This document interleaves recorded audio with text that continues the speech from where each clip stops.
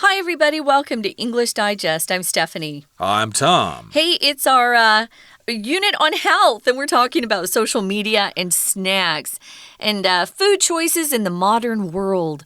I bet a lot of our listeners, Tom, have accounts that they follow online or maybe their own accounts where they post pictures of really yummy dishes. Maybe they've been to a restaurant and they wanted to post a picture of the dish that they ordered because it was so yummy. Or maybe they follow Instagram influencers who make a lot of money just influencing people that follow their accounts.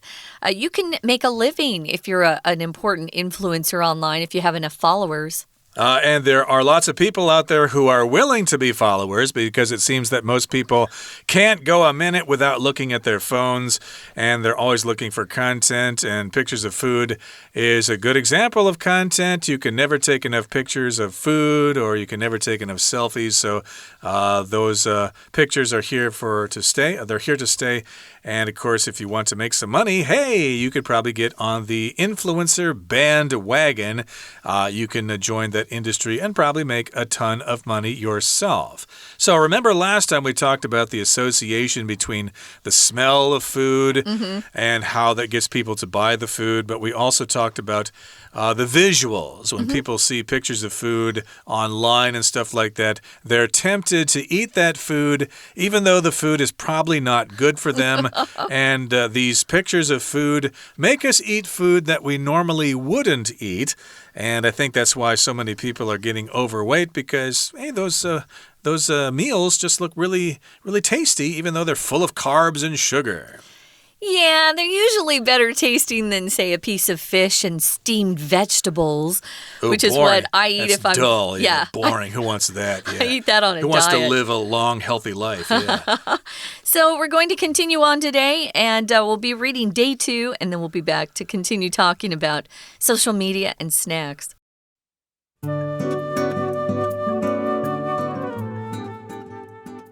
You might find it hard to believe that social media can influence your eating habits. Strange as the thought may be, companies are pumping plenty of money into influencer advertising. In 2019, the social media influencer market was valued at $8 billion, and it's predicted to rise to $15 billion this year. While some countries have passed legislation in an attempt to restrict ads for unhealthy food, it's harder to regulate influencers.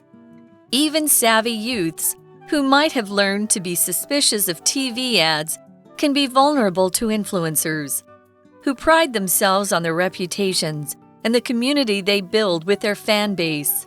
This casual friendliness reinforces the feeling that fans are a part of an influencer's life.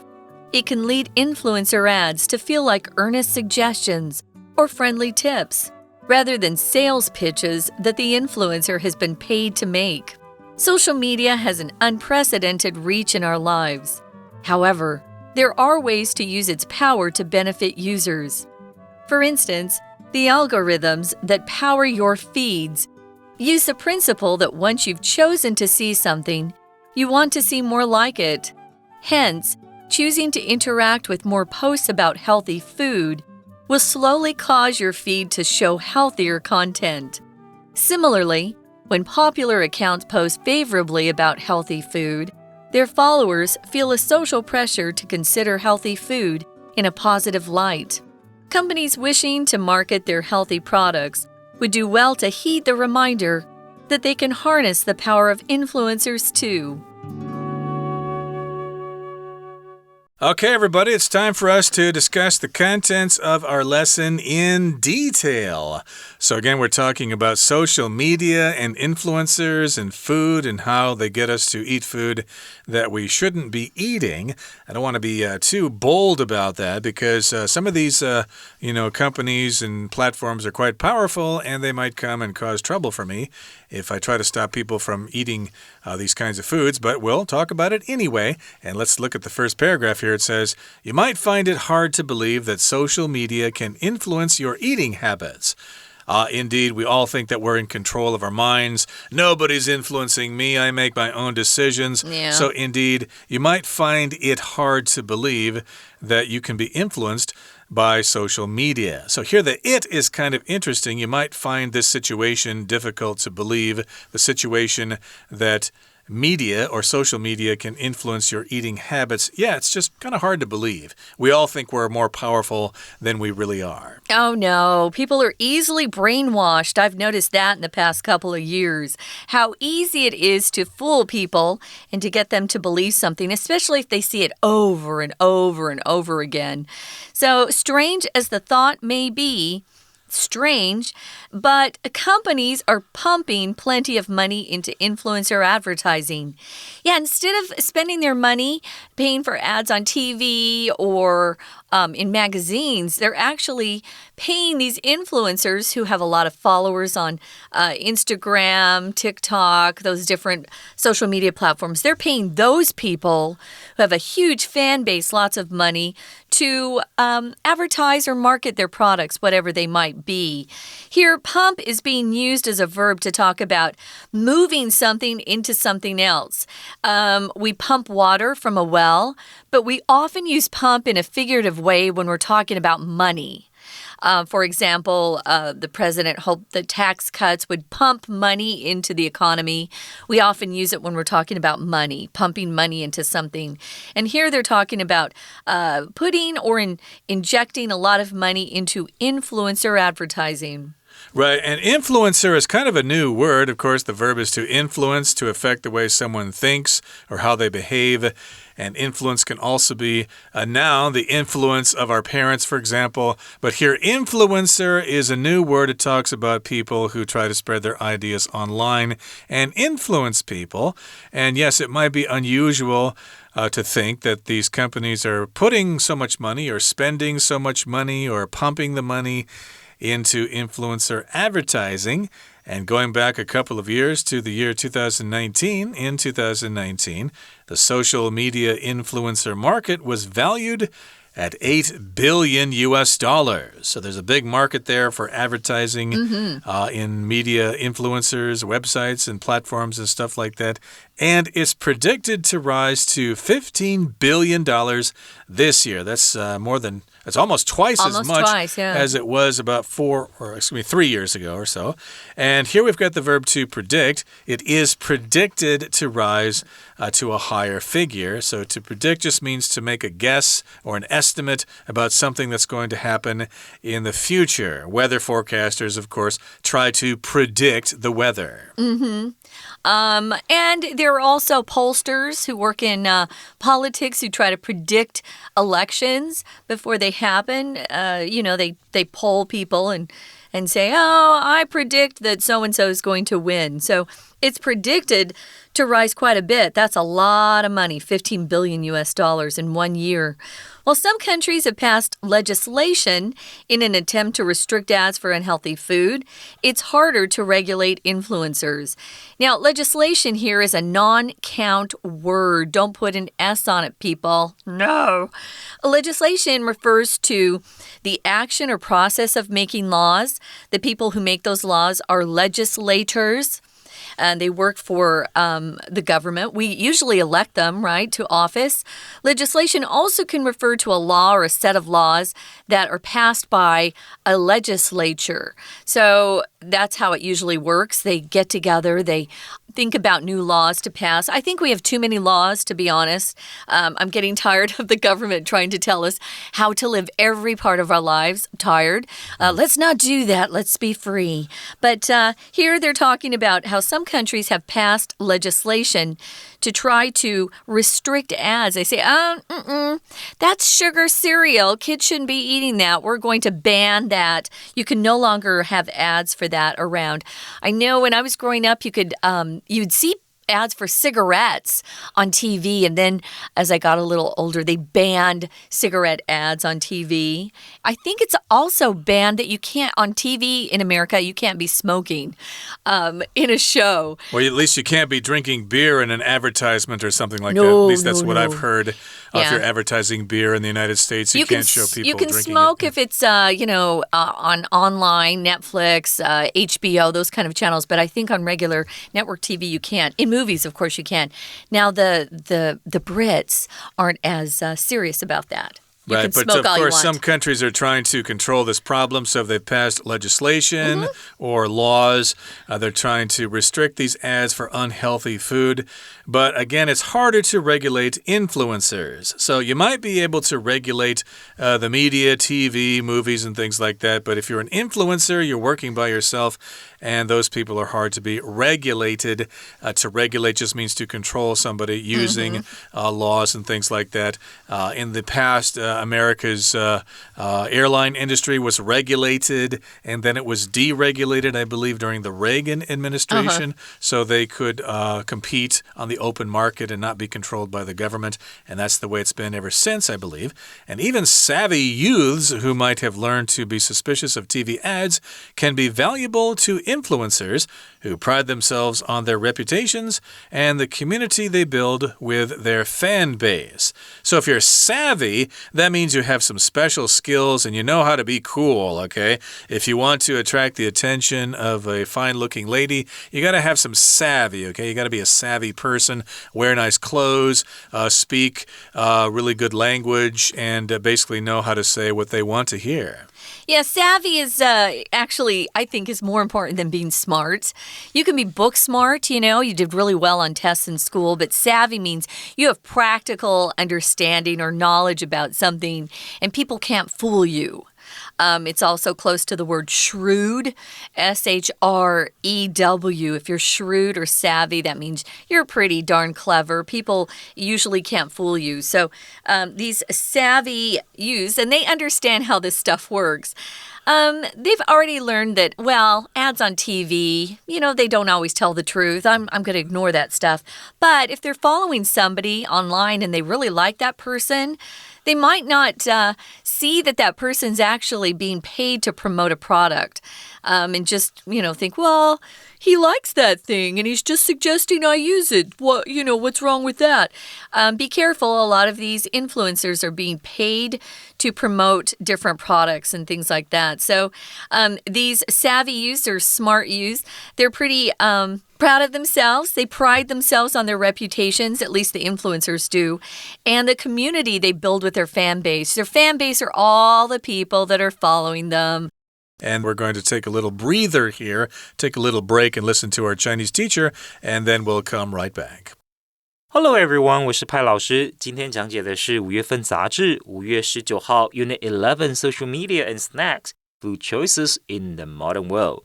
今天是这个单元第2天的课程。前一天的课程提到社群媒体上美食照、美食讨论等，对我们自己的饮食选择有何影响？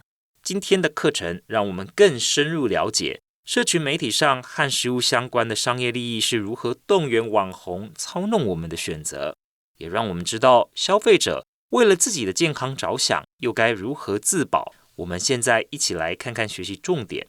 请同学先看到第一段第一个句子 You might find it hard to believe that。 请同学注意这里的 it 是虚受词，所代表的是后面的不定词片语 to believe that。 你可能发现要相信后面这件事情很困难。再来请看到第二句 Strange as the thought may be。 请同学注意这也是一个特殊的句型，这个呢就是 as though as 或者 though though 当作虽然来解释的倒装句，他们会放形容词或副词在句首。这句话的意思就是说，虽然这样子的想法呢很奇怪。好，再来请同学特别注意到 pumping plenty of money into influencer advertising。 这里的 pump money into something， 这里就是投入大量资金的意思。再来 influencer advertising，指的就是网红业配。再来，请同学看到第4个句子 While some countries have passed legislation， 请同学特别注意到，我们中文常会说通过立法，通过立法，英文呢就是 pass legislation。再来，请同学看第5个句子 Even savvy youths who might have learned to be suspicious of TV ads， 请同学先注意到 might have 加 PP 的用法，这就表示对过去可能性的猜测。有些青少年其实非常聪明，他们以前可能早就知道对于电视广告要存疑 be suspicious of TV ads， 所以我们知道 might 加 have 加 PP 是对过去可能性的猜测。有些聪明的青少年可能老早就已经学会要对电视广告存疑，但是他们也可能会受到网红的影响。They can be vulnerable to influencers. Be vulnerable to 再加一个名词就表示容易受到什么影响。We're going to take a quick break. Stay tuned. We'll be right back.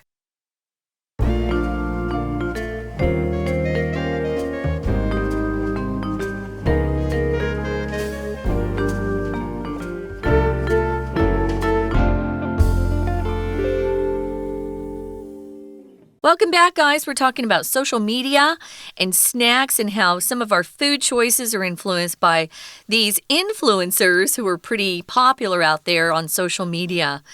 Now, you might be shocked to find out some of these influencers are being paid to market or promote different products. Some of them, I'm sure you know, famous film stars, TV stars, music stars also.Just average, everyday folks who started up an account. If they're very successful, they'll have these companies contact them and say, hey, I noticed that you have 10,000 followers. I'd like to give you this product for free if you'll promote it. So that's been happening more and more.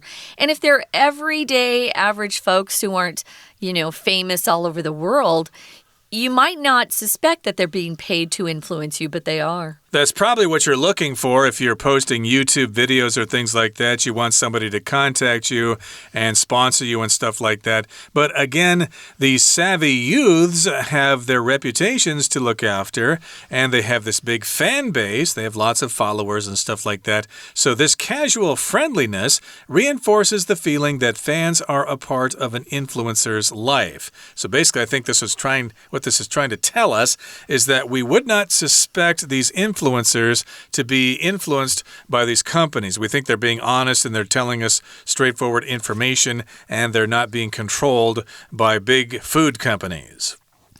They're kind of friendly, you've noticed. I have people that I follow online occasionally, and yeah, they seem like they're one of your friends. You let them into your home, you watch their videos, and you think, or you look at their photos, and you think, oh yeah, you feel like you know them. You don't, but that's how you feel. And it reinforces the feeling that fans are a part of an influencer's life. Very few of the fans that follow the influencers actually get to meet those people in real life and become real friends. But it can lead influencer ads to feel like earnest suggestions or just friendly tips rather than sales pitches that the influencer has been paid to make. Yeah, so if you're earnest, you're very sincere, you're genuine, you're serious about what you're doing. You're not being lighthearted or casual or even playful. You're very sincere, very earnest, serious about what you're doing. So if you're making earnest suggestions, it's kind of like, I really want to help you. Please listen to me. I know some journalists, when they first start in the business, they're very earnest.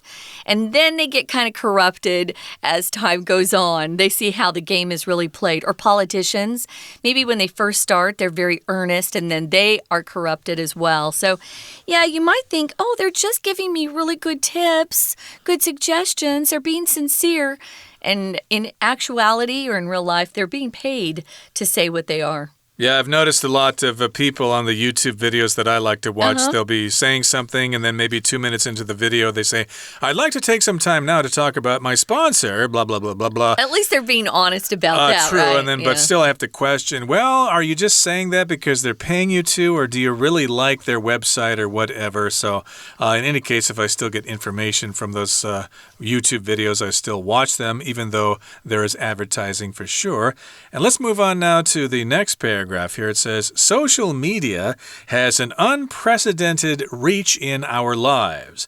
Now here, unprecedented means it has not happened before, and therefore we really don't know how to deal with this thing. If you work in law, for example, sometimes if you come across a case, they'll look at precedent. You know, what was decided before, and maybe we'll base our current decision on how this was decided in the past. That means the case has precedent. It happened before. So unprecedented means it really hasn't happened before. And social media is a new phenomenon. So yeah, we don't really know how to deal with this because we haven't seen it before. However, there are ways to use its power to benefit users. For instance, here's an example. The algorithms that power your feeds use the principle that once you've chosen to see something, you want to see more like it. A feed is just the accounts that just come into your Facebook account or your Instagram account with you not having to do anything. You've selected that you want to follow certain things. Or maybe you've even clicked on something that you're not following because it was suggested by that particular app that you might like something. If you click on something, then they will give you more of those suggestions in the future. Those are your feeds. An algorithm is a technical term. It's just a set of steps that are followed when you're using some sort of computer process. So it's a computer process that comes with a set of steps that tells that particular app or something what to give you, what to let you see. It's an algorithm. Those of you out there who are computer programmers can probably define that or explain that a lot better than I can. I am not a computer programmer, but algorithm is a word you see a lot when you're talking about social media apps or web pages. And it just determines what you're allowed to see or what you will be shown. Or the advertisements they're going to send your way in the future if they know what you've been looking at. And moving on here, it says, hence or therefore, choosing to interact with more posts about healthy food will slowly cause your feed to show healthier content.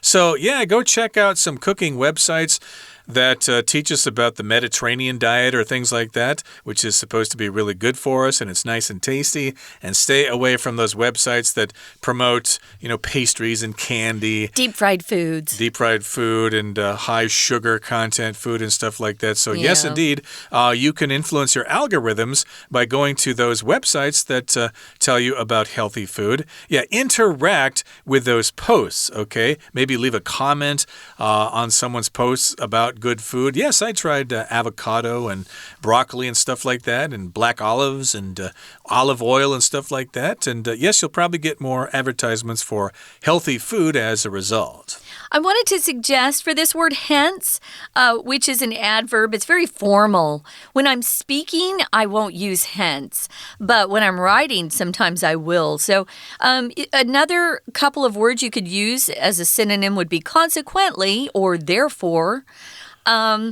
I use consequently when I speak more than therefore and hence. I noticed that a lot of people in Taiwan love this word hence.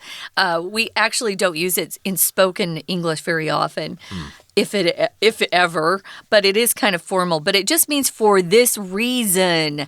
He was a newcomer and hence he had no close friends in the area. So, yeah, if you interact with these posts, you'll just get more of the same.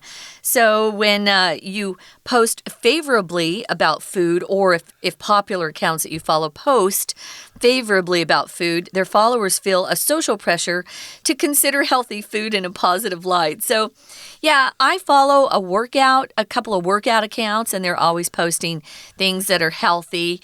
So I get a mix of bad food accounts and then healthy accounts too.